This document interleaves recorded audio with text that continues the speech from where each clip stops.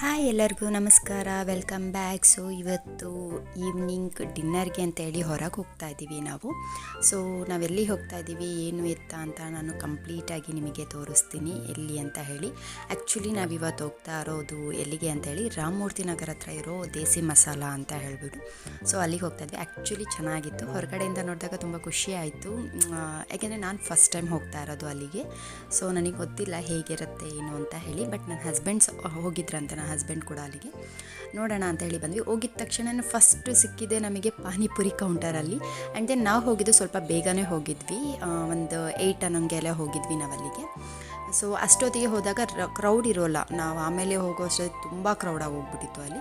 So ಅಲ್ಲಿ ಹಿಂಗೆ ನೋಡ್ತಾ ಹೋದರೆ ಎಲ್ಲ ಕೌಂಟರ್ಸಲ್ಲಿ ಏನೇನಿದೆ ಅಂತ ಎಲ್ಲ ನೋಡಿದ್ರೆ, ಸ್ವೀಟ್ಸಲ್ಲಿ ಜಾಮೂನ್ ರಸಮಲೈ ಇತ್ತು, ಅನ್ನ ಸಾಂಬಾರು ಇತ್ತು, ಹಾಗೆ fried rice, sauce, and then pulao ಮತ್ತು ಕಿಚಡಿ, ಆಮೇಲೆ ಮೊಸರು, ಆಮೇಲೆ ಅಂತ ಆಲೂ ಕರಿ, ಮತ್ತು ಪನ್ನೀರ್ ಕರಿ, ವೆಜಿಟೇಬಲ್ ಕರಿ, ಹಾಗೆಯೇ ನೂಡಲ್ಸ್, ಈ ಥರ ತುಂಬ ವೆರೈಟೀಸ್ ಇತ್ತು. ಆಮೇಲೆ ನಿಮಗೆ ಚಟ್ನಿ ಕೂಡ ಇತ್ತು, ಗ್ರೀನ್ ಚಟ್ನಿ, ರೆಡ್ ಚಟ್ನಿ ಥರ.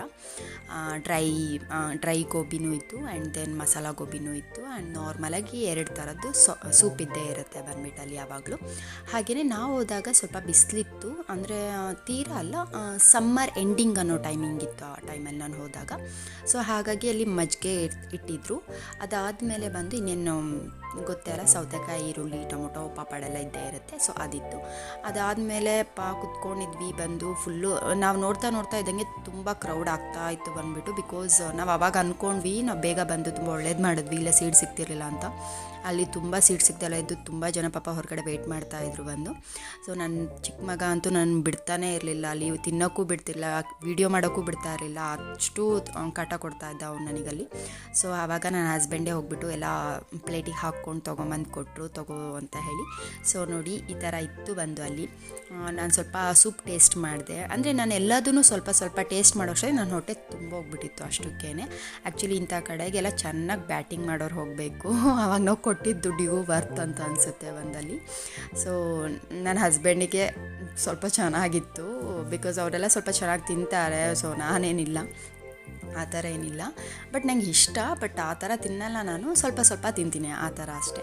ನನ್ನ ಮಗನಿಗೂ ಇಷ್ಟ ಆಯಿತು, ಬಿಕಾಸ್ ಅವನಿಗೆ ಮೇನ್ ಬೇಕಾಗಿದ್ದೆ ಸೂಪು, ಆಮೇಲೆ ಮಂಚೂರಿಯನ್ಸ್, ಇದಿಷ್ಟಿದ್ರೆ ಸಾಕು ಅವನಿಗೆ, ಇನ್ನೇನು ಬೇಡವೇ ಬೇಡ, ಊಟನೇ ಬೇಡ ಬೇಕಾದರೆ ಅವನಿಗೆ.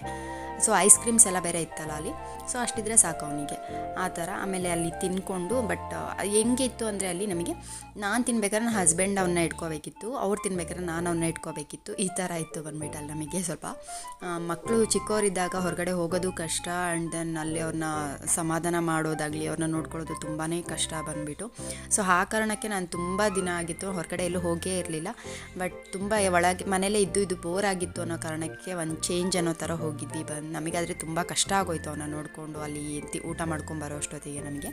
ಸೊ ಬಟ್ ಚೆನ್ನಾಗಿಯೂ ಇತ್ತು, ಅವನಿಗೆ ಚೇಂಜ್ ಓವರ್ ಥರ ಇತ್ತು. ಬಂದು ಮನೇಲೇ ಇರ್ತಿದ್ನಲ್ಲ, ಹೊರಗಡೆ ಹೋದಾಗ ಅವನಿಗೊಂದು ಸ್ವಲ್ಪ ಡಿಫ್ರೆಂಟ್ ಅಂತ ಅನ್ನಿಸ್ತಾ ಇತ್ತು ಅಲ್ಲಿ ಹೋಗಿ ಬರೋ ಅಷ್ಟೊತ್ತಿಗೆ. ಆ್ಯಂಡ್ ದೆನ್ ಫುಡ್ ವಿಚಾರಕ್ಕೆ ಬರೋಕ್ಕೆ ಹೋದರೆ, ಓಕೆ, ಊಟ ಚೆನ್ನಾಗಿತ್ತು, ತೀರಾ ಏನು ಚೆನ್ನಾಗಿಲ್ಲ ಅನ್ನೋಂಗಿಲ್ಲ, ಬಟ್ ಚೆನ್ನಾಗಿತ್ತು. ಏನಾಗುತ್ತೆ ಅಂದರೆ ಎಲ್ಲರೂ ಸ್ಟಾರ್ಟರ್ಸಲ್ಲೇ ಹೊಟ್ಟೆ ತುಂಬಿಸ್ಕೊಂಡ್ಬಿಡ್ತಾರೆ, ಮೇನ್ ಕೊಡಿಸಿ ಬರೋ ಅಷ್ಟೊತ್ತಿಗೆ ಹೊಟ್ಟೆ ತುಂಬೋಗ್ಬಿಟ್ಟಿರುತ್ತೆ ಎಲ್ಲರಿಗೂ.